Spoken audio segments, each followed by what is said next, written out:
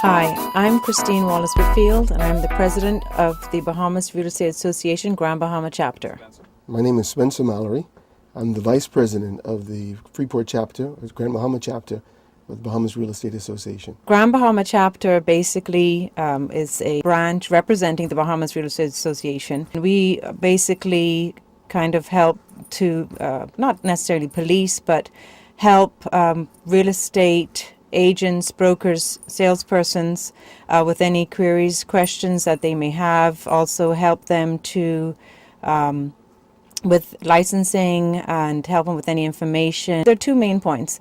One is to liaison with the Grand Bahama Port Authority to work together, and the other is to basically get a grip on unlicensed agents selling. Something I also believe it is so important that customers, clients, that they deal with a licensed real estate agent with the Bahamas Real Estate Association, because they have knowledge, they work closely with the attorneys, they know the laws.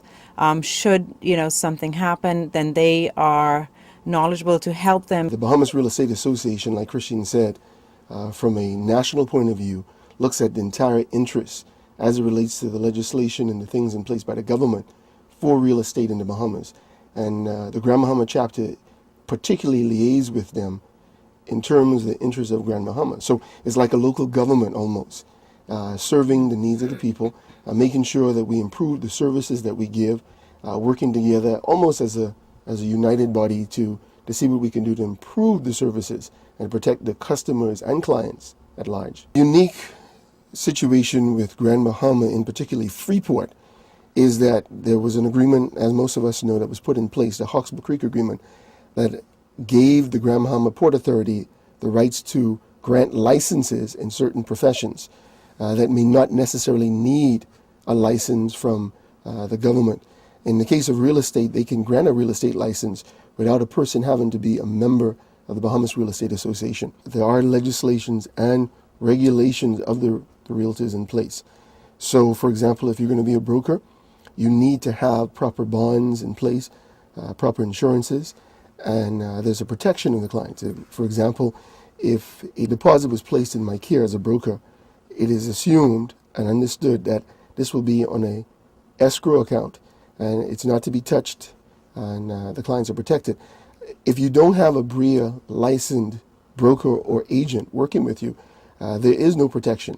We've heard cases locally of persons turning deposits over to developers, and although it was not, in my opinion, an intentional misuse of the funds, they were misappropriated. Under BREA, with the investigation, the monitoring, the investigation, and the discipline committee, such actions will be taken for such a broker to make sure that such an event is not repeated. So it is a protection for the public at large if you should use a licensed real estate agent under the Bahamas Real Estate Association. The recession has impacted Grand Bahama tremendously.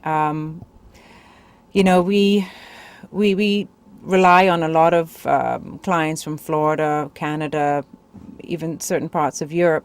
However, and of course, it's always a trickle effect. It is definitely a buyer's market. If you have the cash on hand and you can release that cash, it is very important that you can invest in your land. There are a lot of great deals out there, a lot of fire sales happening. The government has decided that they would turn the red tape of real estate ownership here into a red carpet.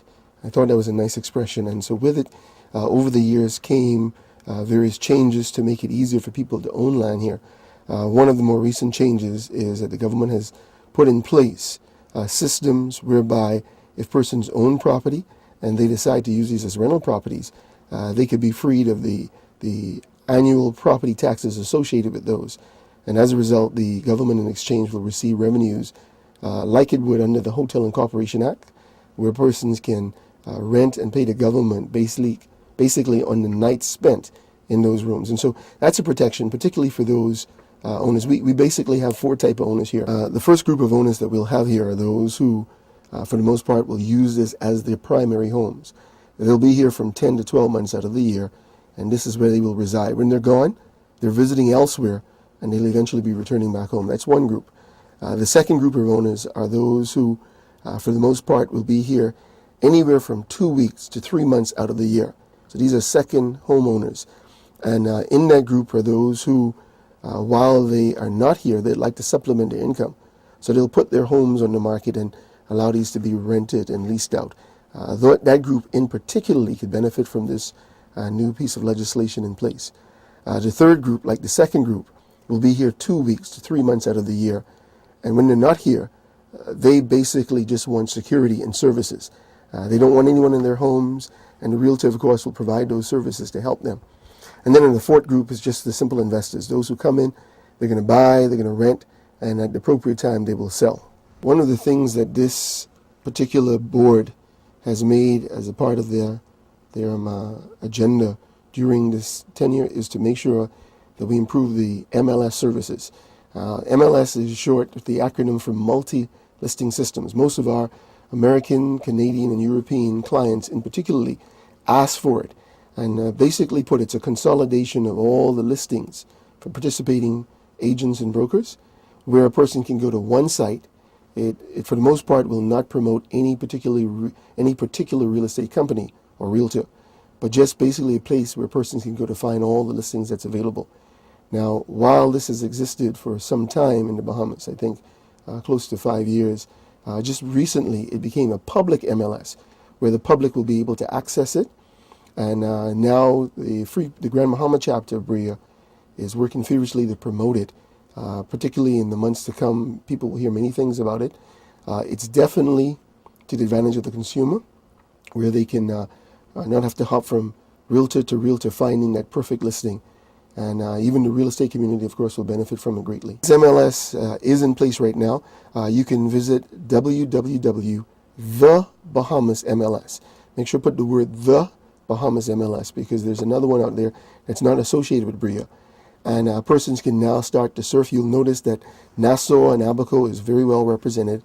And in the months to come, you'll see quite a bit of information with Grand Bahama and then subsequently the other islands. There's a big advantage with purchasing property here in Grand Bahama. For many years, we've offered very, very low prices for canal properties, inland properties, investment, multifamily properties, commercial properties, versus Nassau. You can still find canal front properties under 100,000 with over 100 feet on the canal, half an acre. So we offer a wide variety of beautiful properties here in Grand Bahama at affordable prices, and our listings are vast. We offer not just canal front but inland. A lot of people don't like being on the canal. You can be inland, closer to town. There's so many different areas that you can search, and you can find your ideal property. The Bahamas Real Estate Association has a very active website, www.bahamasrealestateassociation.com, or any of the local realtors can direct you accordingly. When purchasing property, you basically, there are a few things. You need this government stamp tax, which is usually shared between the buyer and the seller. There's also your legal fees with your attorney. And then if you're selling your property, there is the standard real estate commission.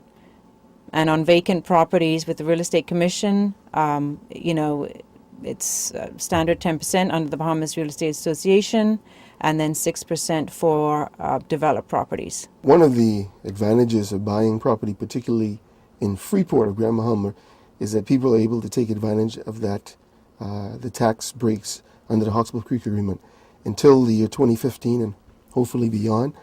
Persons are freed from any type of real estate property tax, like they would have on some of the other islands, on property over the value of $250,000. Getting into real estate is an excellent career. It provides a lot of opportunities. I love real estate. I've been in real estate for 13 years, and it's had its challenges. But someone who's getting into real estate, basically the Bahamas Real Association offers a 1-week course at least once a year, and you can contact the Bahamas Real Estate Association, or you can contact myself or Spencer if you need additional information. Within the 1-week course, Monday to Friday, it's 9 to 5, where a lecturer comes in and he basically goes through there's a book that's provided, and he goes through the book of different aspects of real estate. And then on the Saturday, there's an exam, and after a few weeks or a couple of months, I'm not quite sure on the time frame, and then you'll get your pass or your results. And then once you've passed the course, you will then be presented a license for a real estate agent. Right now, the market is such that it takes a whole lot of work. Persons ask me about getting into real estate, and you really have to be a people lover. It's a lot of hard work. You could make more money in this profession than you've made in any other profession, but on the converse, you can make the least amount of money you've ever made as well. It really is the effort that you put forward. So it's not a job where you just come in and collect. You have to be prepared to go out and work hard. We said years ago we were making a killing. Now we're happy to be able to just make a living. So it's a good profession. We recommend persons who are interested to inquire from their local realtor of choice, or certainly they can contact the Bahamas Real Estate Association.